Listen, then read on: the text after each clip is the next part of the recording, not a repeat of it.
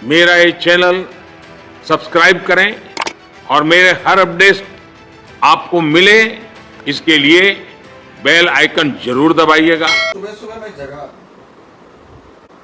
तो अमूमन 10-15 मिनट विश्राम के बाद मैं प्रयास करता हूं कि जितने मैसेज, चूंकि सैकड़ों मैसेज जाते हैं, तो मैं एक कोशिश करता हूं कि जितने अधिक से अधिक लोगों को जवाब दिया जा सके, और यदि उस लायक हो, हमारे लायक यथासंभव हो, कोई मदद की मांग कर रहे हैं, कोई कुछ कर रहे हैं, तो हम मदद दे सकें। ज़्यादातर लोगों की मांग होती है, मोबाइल नंबर मांगते हैं। तो आज और कल 2 दिनों से मैं देख रहा हूँ कि अधिकतर लोग, कुछ लोग क्षत्रिय समाज से, यानी कि आनंद मोहन जी के समर्थन में आकर, और कुछ लोग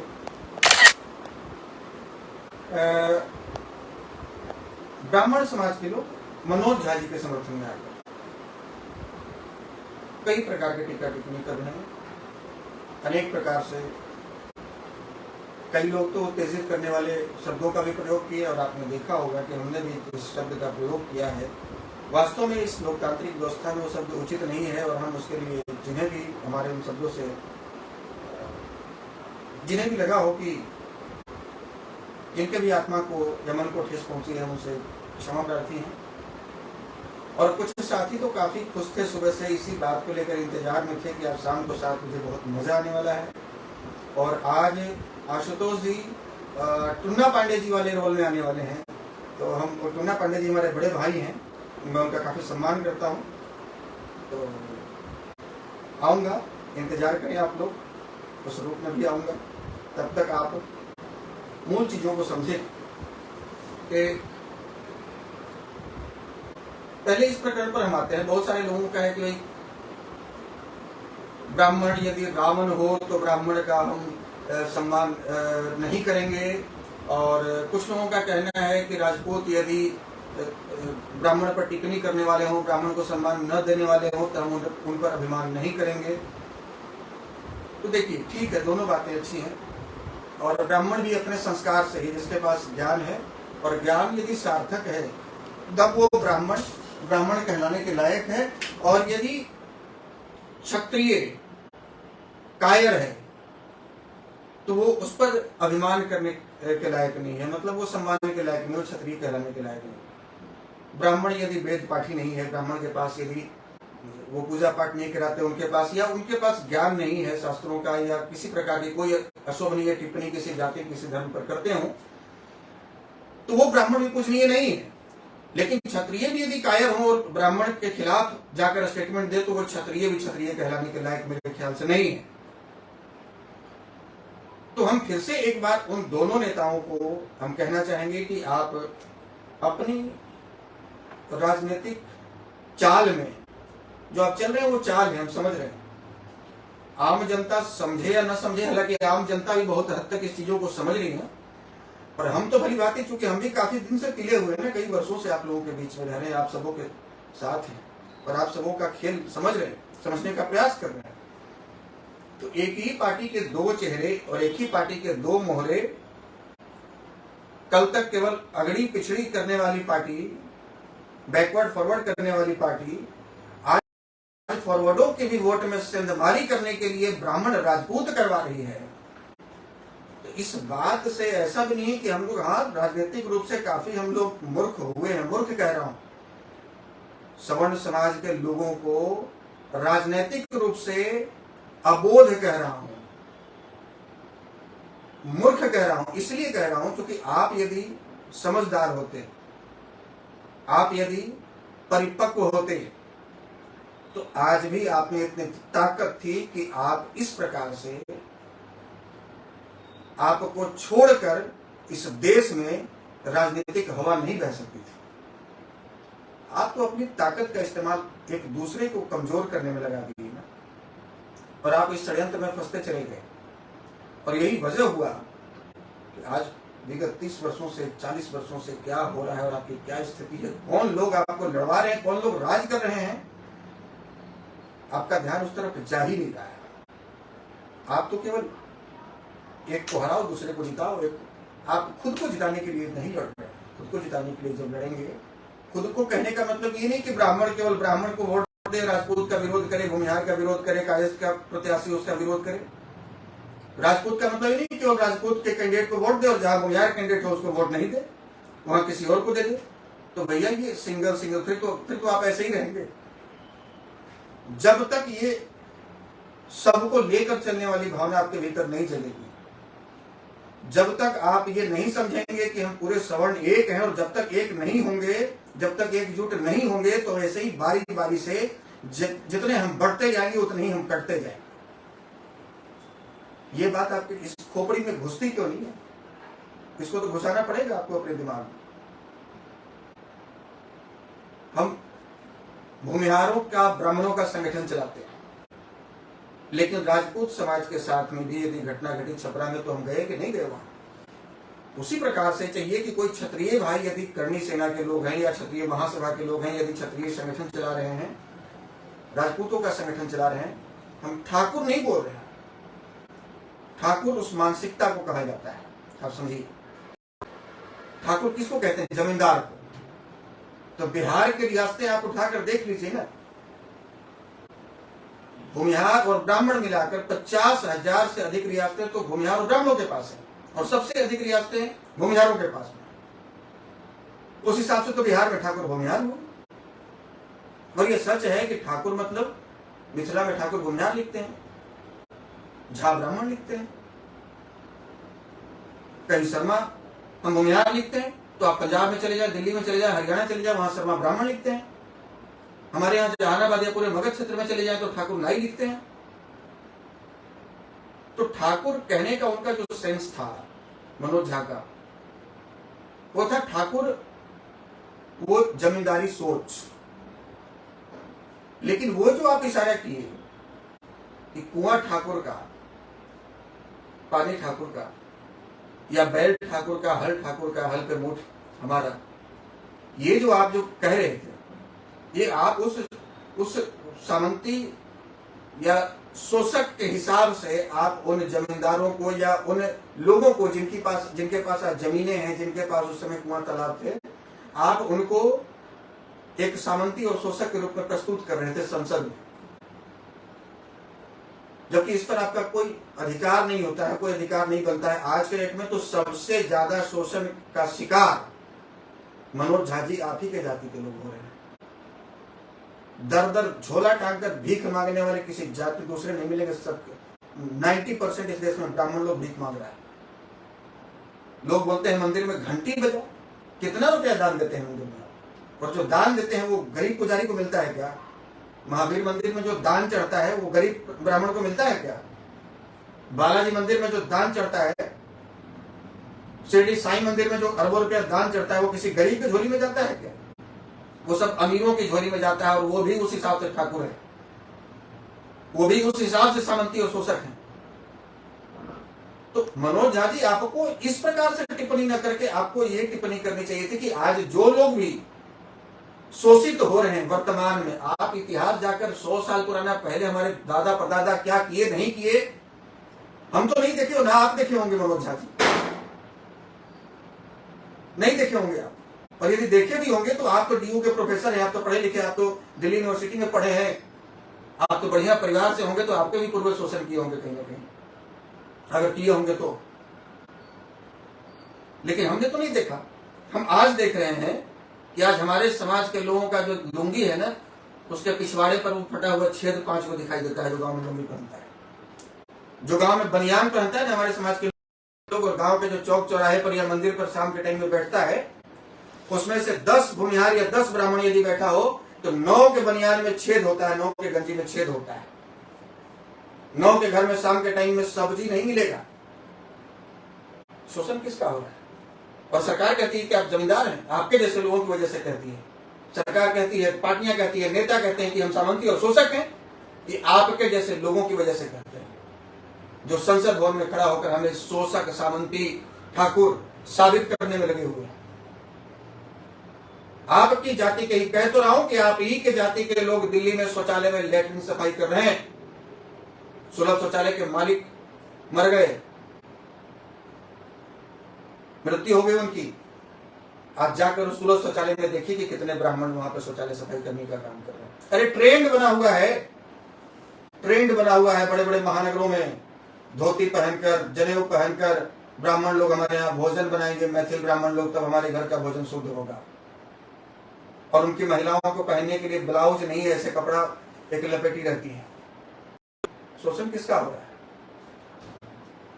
एक गांव में गए थे, आप ही के क्षेत्र में, मनोज झा जी, मिथिला के मधुबनी का क्षेत्र था, बासोपट्टी का गांव था, 150 घर ब्राह्मण थे, 2 घर मल्लाह था, 2 घर यादव थे और 2 घर शायद ऐसे 2-3 घर कुर्मी कोरी होंगे।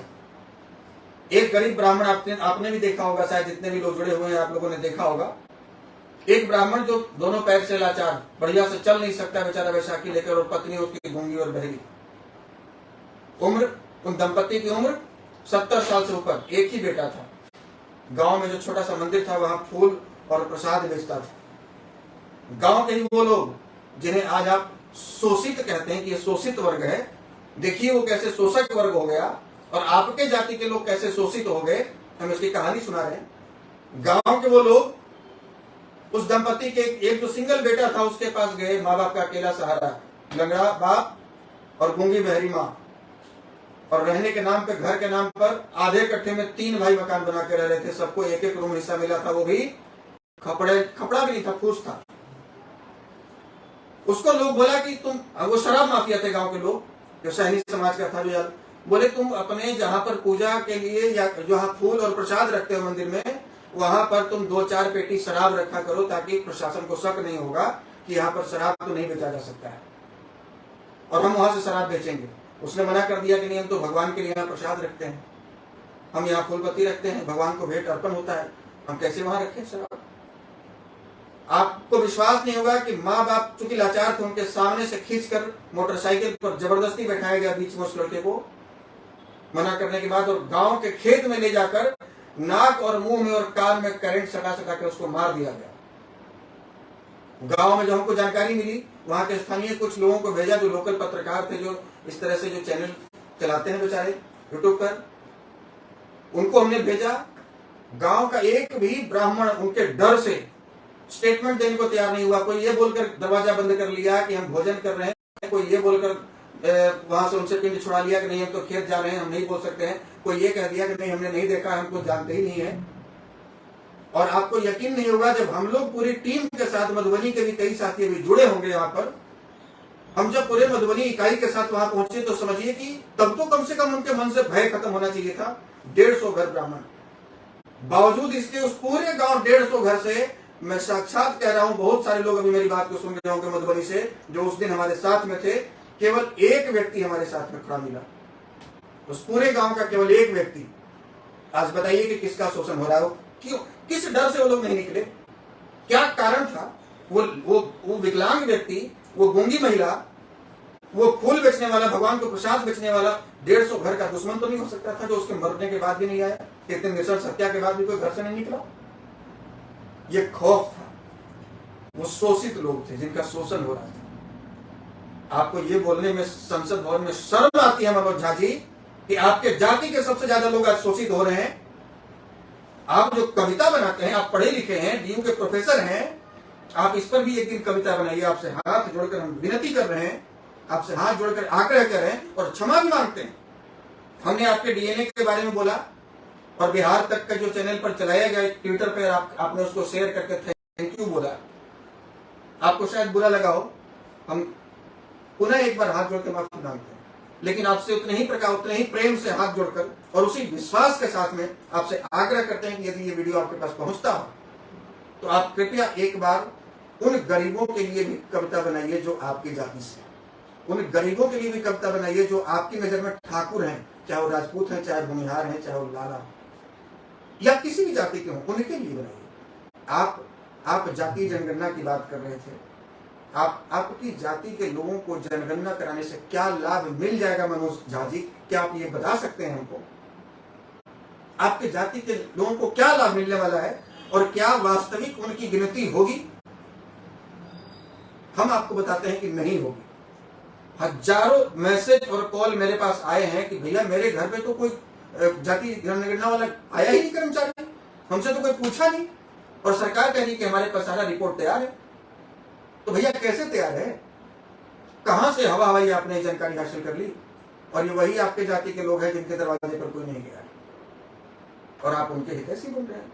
आप इस देश का भला चाहते हैं, आपके जैसे पढ़े लिखे बुद्धिजीवी लोग इस देश को गर्त में ले जा रहे हैं, आपके जैसे पढ़े लिखे बुद्धिजीवी लोग इस देश को जातियों में बांट रहे हैं, आपके जैसे पढ़े लिखे बुद्धिजीवी लोग आपस में भेदभाव को बढ़ा रहे हैं और जातीय नरसंहार की ओर बिहार को वापस ढकेल रहे हैं। और आनंद मोहन जी, आपसे भी आग्रह है कि आप इसको मुद्दा बनाकर नेता बनने का प्रयास दोबारा मत कीजिए। आपका नवंबर में रैली है गांधी मैदान में, हम जानते हैं। आपको एक मौका मिल गया है कि ठाकुर शब्द को जोड़कर, और हम पूरे बिहार में घूम जाएंगे कि ठाकुरों का बड़ा अपमान हो रहा है, ठाकुरों का बड़ा अपमान हो रहा है, और सब राजपूत लोग हमारे साथ में चले जाएंगे। तो आप कृपया इस सोच से बाहर निकलिए, और केवल अपनी या अपने दोनों बेटों की या पत्नी की, अभी एक बेटे को आपने सेट कर दी, खुद सांसद रह चुके हैं, विधायक भी रह चुके हैं, पत्नी भी सांसद का चुनाव लड़ती ही है, विधानसभा की लड़ती है, अब दूसरे बेटे को भी लेकर आप घूम ही रहे हैं। यहाँ से लेकर अभी हमने देखा कल वो बीकानेर और जैसलमेर और कहां आप घूम रहे हैं।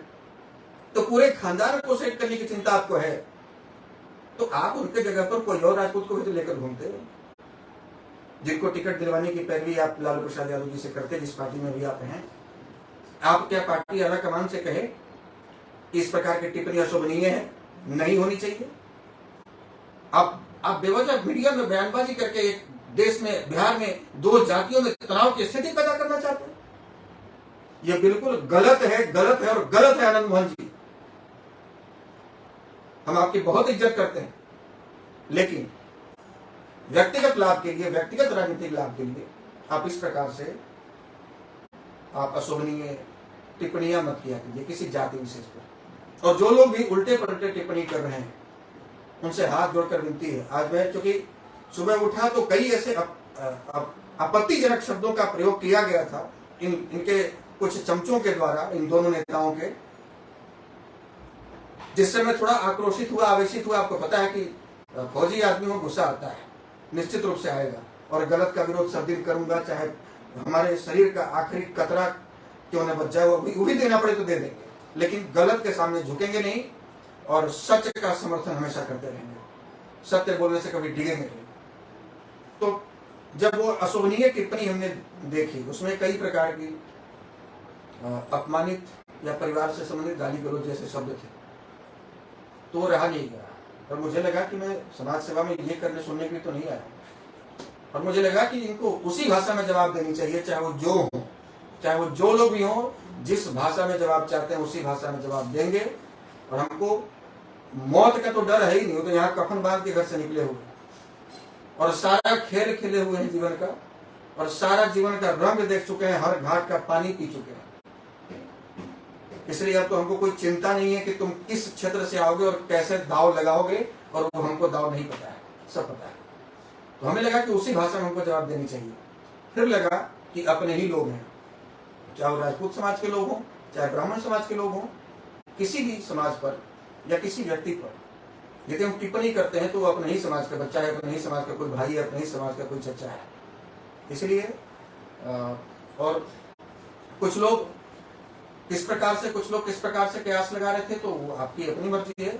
बाकी हमारा काम है, हम समाज को जोड़ने चले हैं, हम समाज को तोड़ने नहीं चले हैं।